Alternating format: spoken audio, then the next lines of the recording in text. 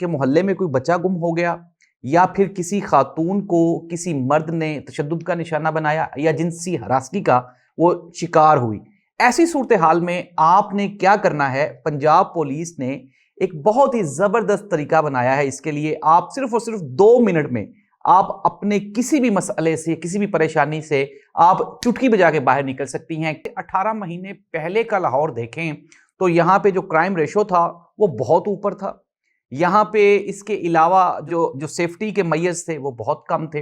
अब for example अगर कोई बच्चा गुम हो गया है तो आपने सबसे पहले करना क्या है, एक तो यह है कि पंजाब पुलिस की 15 एक सर्विस है जिसके ऊपर उन्होंने वर्चुअल चाइल्ड प्रोटेक्शन का जो सिस्टम है उसको उन्होंने मैनेज किया हुआ है। और एक मेरा प्यारा के नाम से, मेरा प्यारा, ये मेरा प्यारा आप सर्च कर लीजिएगा, ये आपके मोबाइल्स पे आ जाएगी। मेरा प्यारा इसका फेसबुक पेज भी है, इसकी ऐप भी है। और ये जो मेरा प्यारा है इसमें अगर कोई बच्चा गुम हो गया है तो उसकी आपने तस्वीर बना के और उसकी डिटेल्स लिख के तो यहां पे आपकी वो जो पोस्ट है वो फौरन शेयर हो जाएगी। और अगर आपका बच्चा किसी के पास हुआ तो वो आपसे फौरन कांटेक्ट करेंगे।